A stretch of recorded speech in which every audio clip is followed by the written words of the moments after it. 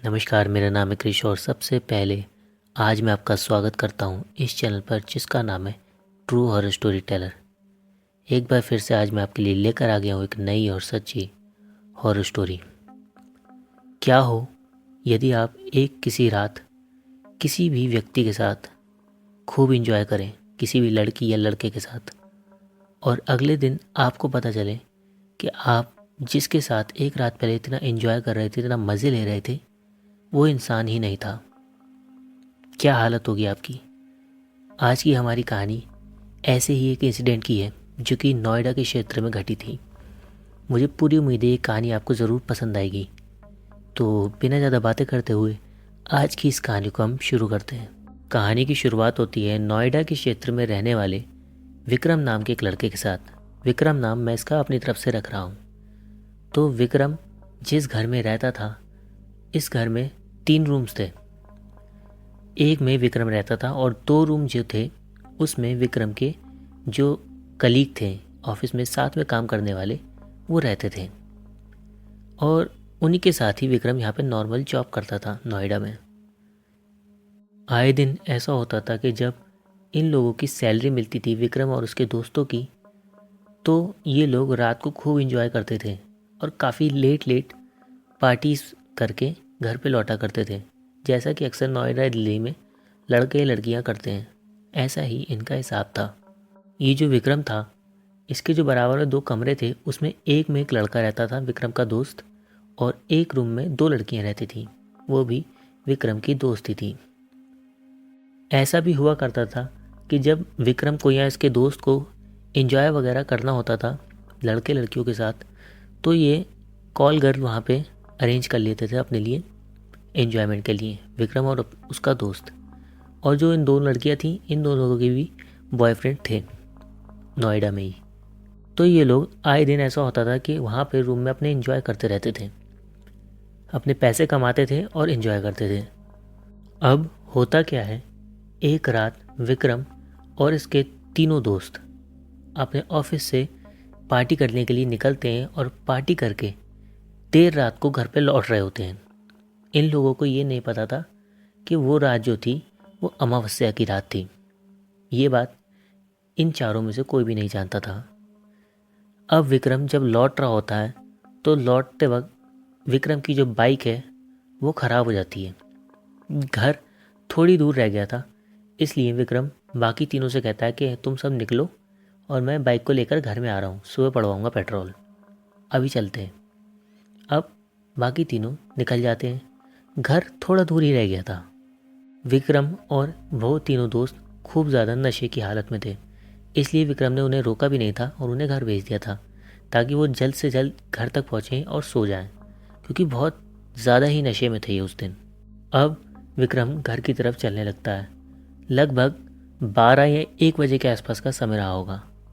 वो दिन अमावस्या था, ये बात विक्रम को नहीं पता थी। अब विक्रम जहाँ जाता था उसके बीच में रास्ते में एक चौराहा पड़ता था, जहाँ से अक्सर विक्रम अपने लिए लड़कियाँ कॉल गर्ल अरेंज करता था। अब उस चौराहे पर ही विक्रम गुजर रहा होता है, तभी इसे एक बड़ी खूबसूरत सी लड़की वहाँ खड़ी हुई दिखती है। और विक्रम उसके खड़े होने के स्टाइल से और उसके कपड़ों को देख करके ये समझ जाता है कि शायद ये कॉल गर्ल है।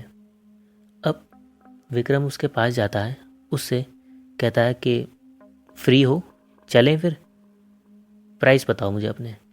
वो लड़की कोई प्राइस बताती है और विक्रम उसे अपने साथ उसके साथ नाइट स्पेंड करने के लिए उसे ले लेता है।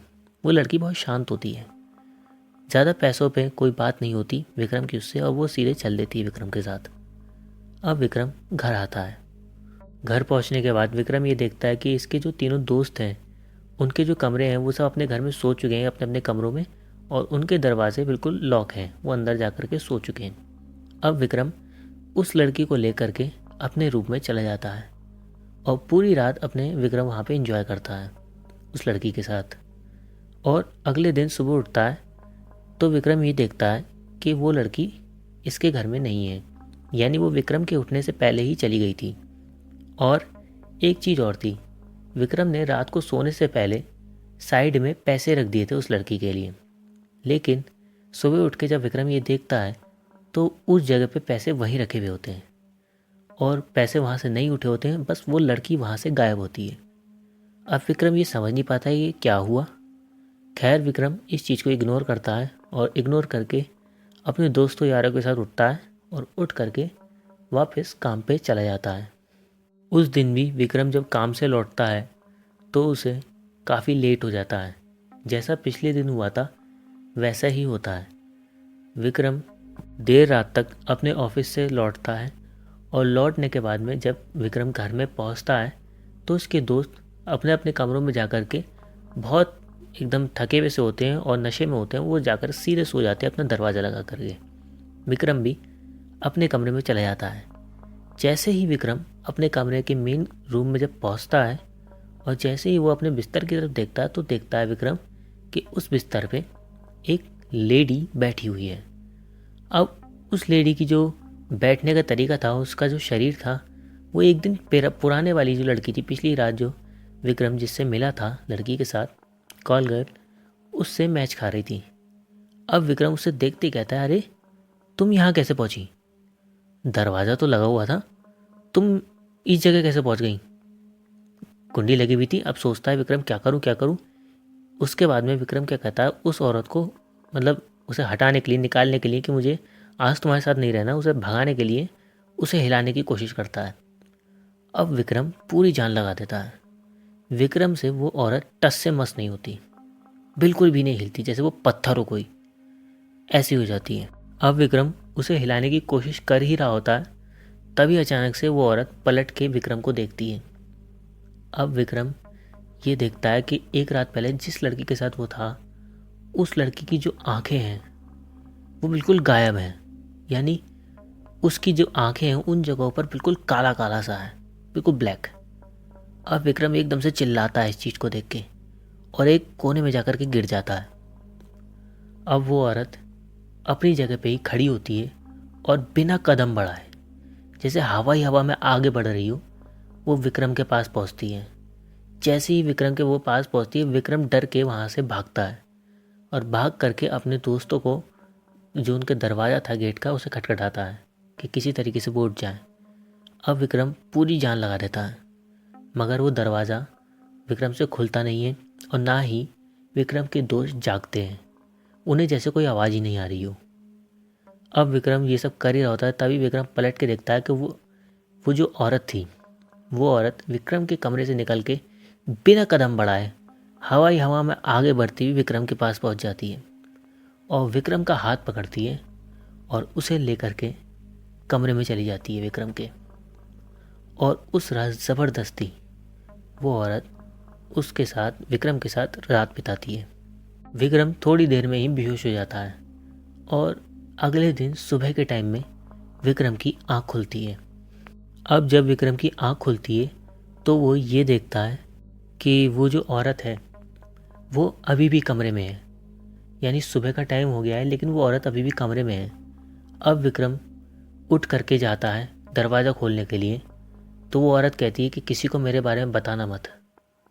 अगर तुमने मेरे बारे में किसी को बता दिया तो तुम जीवित नहीं बचोगे। तुम्हारी ज़िंदगी की सबसे बड़ी गलती होगी अगर तुमने मेरे बारे में किसी को बताया। अब विक्रम एकदम से उस औरत से मतलब भयभीत हो जाता है, उसके दिल में डर बैठ जाता है उस औरत का। विक्रम किसी तरीके से दरवाज़ा खोलता है। दरवाजे पर बाहर ही उसके दोस्त खड़े हुए होते हैं। वो औरत विक्रम के कान में बहुत धीरे से कहती है कि अपने दोस्तों से कह दो कि वो ऑफिस चले जाएं और आज तुम ऑफिस नहीं जा पाओगे। दोस्तों से ये कह देना कि मेरी तबीयत ठीक नहीं है और दोस्तों को भेज देना। बहुत धीरे से ये बात विक्रम के कानों में वो औरत कह देती है। अब वो औरत विक्रम के अलावा किसी और को नहीं दिख रही थी, उसके दोस्तों को भी, तो और विक्रम ज़्यादा डर जाता है। जैसा उस औरत ने कही थी विक्रम वैसा ही अपने दोस्तों से कह देता है और उसके बाद में अपना दरवाज़ा लगा लेता है। विक्रम के दोस्तों को ये समझ में नहीं आता कि आखिर विक्रम ऐसी हरकतें क्यों कर रहा है। वो उस चीज़ को इग्नोर करके ये सोच करके शायद कि एक रात पहले का हैंगओवर होगा और काम पे चले जाते हैं।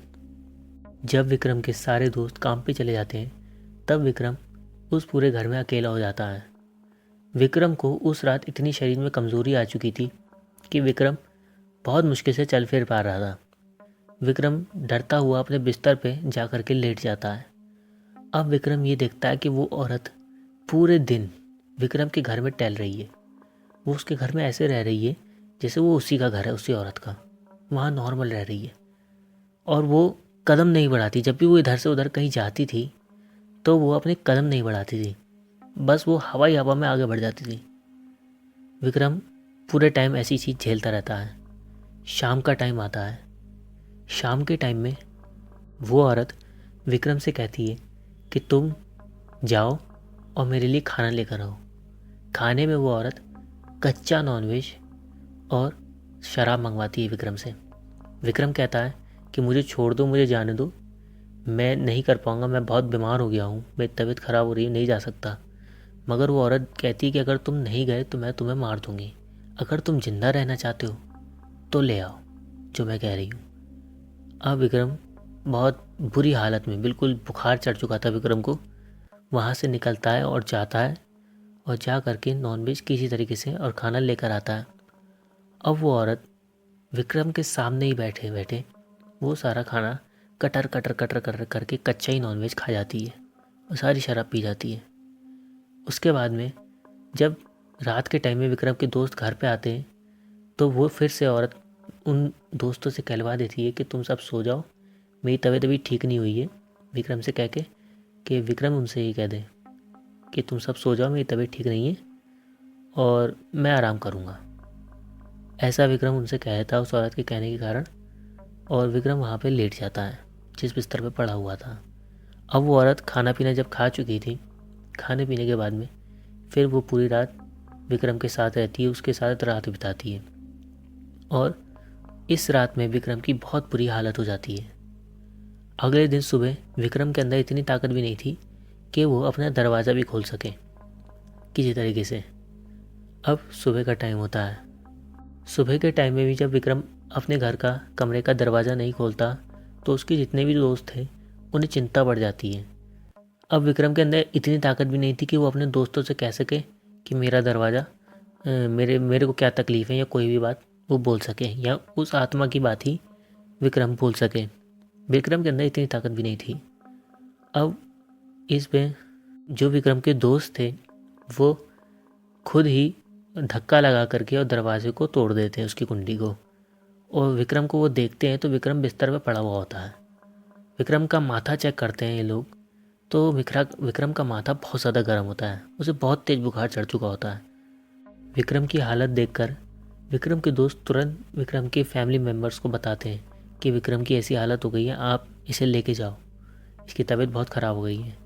अब विक्रम को इसके परिवार वाले लेके जाते हैं, डॉक्टर को दिखाया जाता है।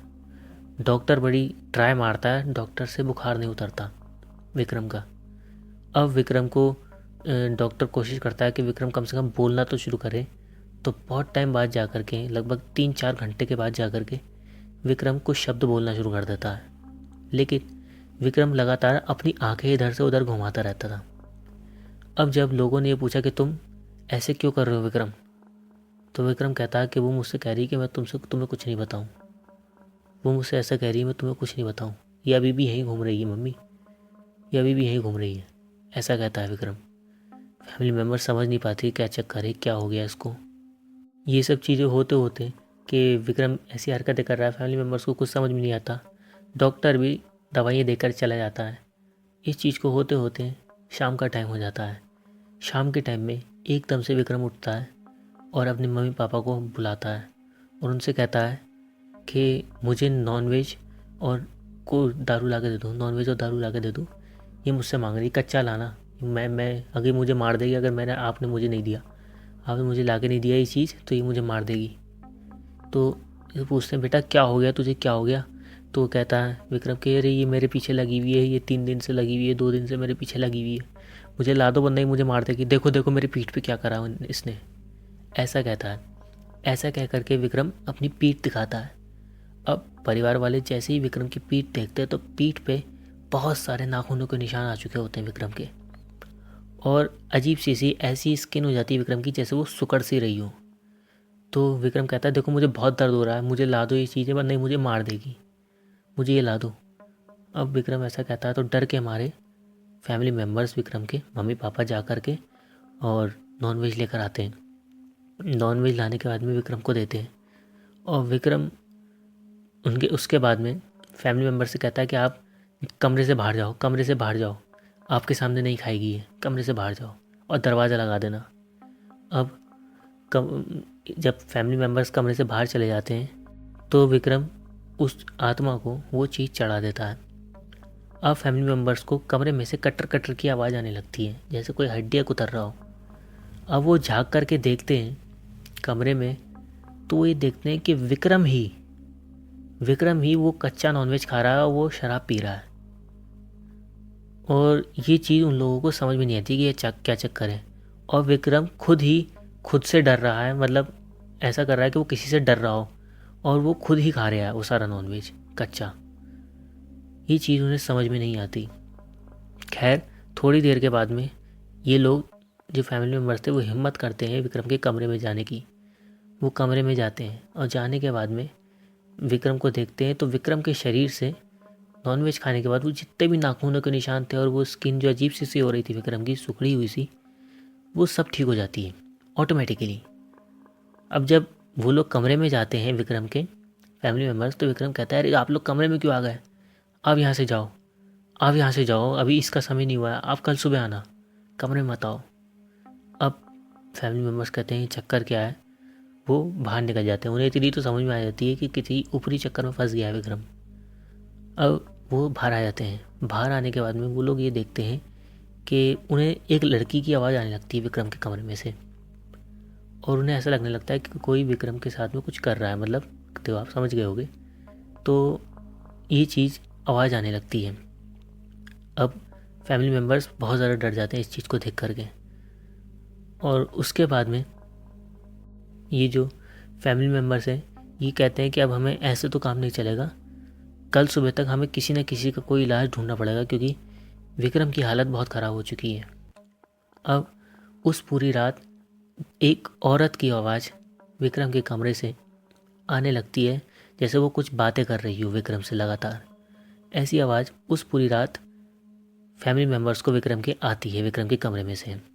और विक्रम उससे माफ़ी मांगता रहता है पूरी रात कि मुझे छोड़ दो, मुझे जाने दो, मुझे परेशान मत करो, यहाँ से चली जाओ, ऐसी सब बातें आने लगती हैं।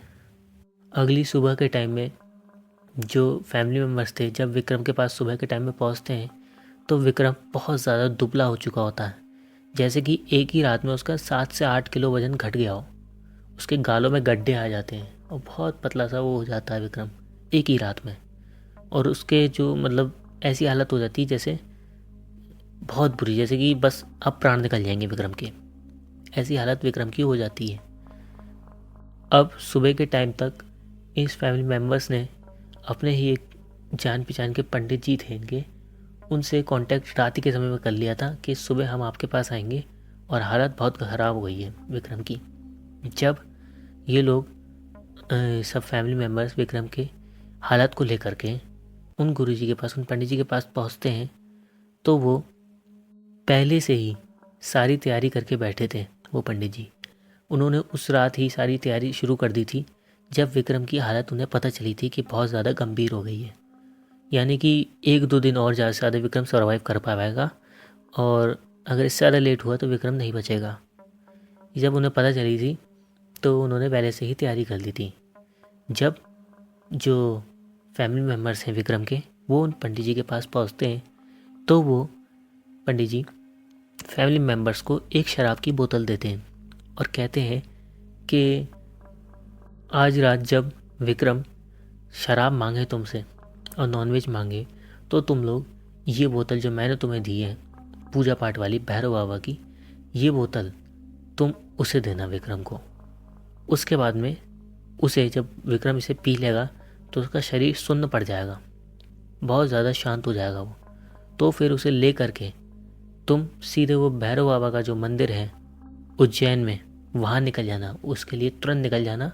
और वहाँ जा कर के हमारे एक पंडित जी हैं वो तुम्हें मिल जाएंगे और वहीं जा कर के ये ठीक होगा तुम्हारा लड़का विक्रम। मैं इसे यहाँ भी ठीक कर देता लेकिन अब समय ज़्यादा नहीं बचा है, अगर ये उस मंदिर तक नहीं पहुँचा तो हालत बहुत ख़राब हो जाएगी। अब धीरे धीरे करके टाइम बीतता है। घर वाले पूरी तरीके से तैयार होते हैं कि आज जब ये कहेगा तब हम दे देंगे इसको, ये वाला प्रसाद वाला जो शराब है ये दे देंगे।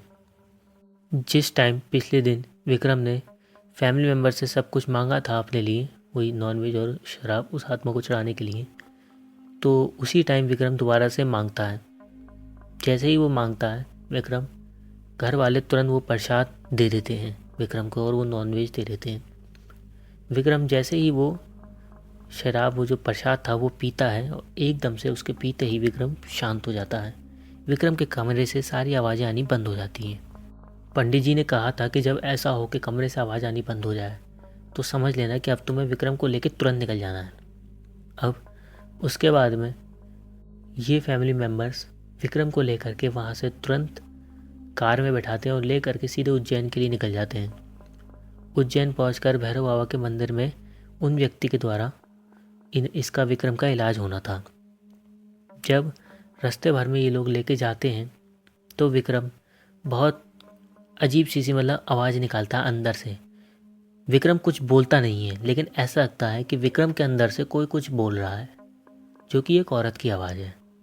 ये आवाज़ विक्रम के अंदर से बहुत आती है, लेकिन वो जो प्रसाद था उसकी शक्तियाँ इतनी तेज़ थी कि कुछ कर नहीं पाती वो आत्मा रास्ते भर में विक्रम का। अब पूजा पाठ मंत्र पढ़ते हुए ये लोग और हनुमान चालीसा का पाठ करते हुए और गायत्री मंत्र का पाठ करते हुए पूरा रास्ता ये लोग पार कर लेते हैं। पार करके मंदिर के पास जो पंडित जी उन्हें मिलने थे वो पंडित जी से मिलते हैं लेके, और ले करके विक्रम को मंदिर जाया जाता है और वहाँ जा कर के विक्रम की सारी पूजा पाठ होती है। उसके बाद में लगभग 1 हफ्ता विक्रम वहीं रहता है उज्जैन में ही, और वहाँ से फिर 1 हफ्ते बाद विक्रम ठीक होकर वापस अपने घर में लौटता है। विक्रम को जब विक्रम ठीक होकर लौट जाता है तो भी उसको ये नहीं पता चला था विक्रम को कि मुझे वो आत्मा क्यों दिखी। मेरी गलती थी कि मैंने उसे टोका, चौराहे पे खड़ी थी और ऐसा दिन था मुझे नहीं पता था, मैंने उसे टोका, लेकिन उसने मुझे क्यों दिखी, वो दिख क्यों रही थी वो मुझे, ये विक्रम को समझ में नहीं आया। लेकिन उसके बाद में, इस पूरे किस्से के बाद में, विक्रम जिस जॉब को वहाँ पे करता था उस जॉब को ही विक्रम ने छोड़ दिया था और वो घर भी छोड़ दिया था, और ना ही उस चौराहे से दोबारा विक्रम कभी निकला अकेले। वैसे फैमिली के साथ निकलना पड़ता था उसे उस चौराहे से, लेकिन कभी अकेले नहीं निकला, और रात को तो कभी भी नहीं। विक्रम के जो तीनों दोस्त थे वो बाद में भी उसी घर में रहे।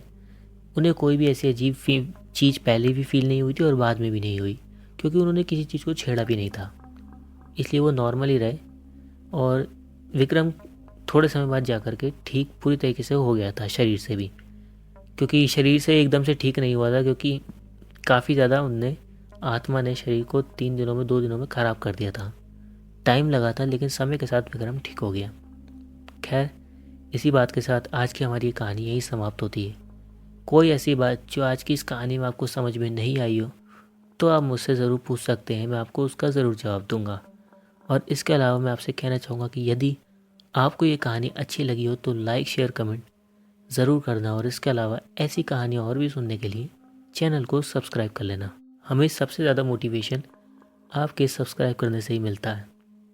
खैर, इसी बात के साथ मैं आपसे कहना चाहूँगा कि मैंने हॉरर फैक्ट भी शॉर्ट्स में अपलोड कर रखे हैं, आप उन्हें भी जा कर के चैनल को छोड़ने से पहले देखें, वो भी आपको ज़रूर पसंद आएंगे। और मैं बस आपसे इतना कहना चाहूँगा कि अपना समय हमें देने के लिए आपका बहुत बहुत धन्यवाद।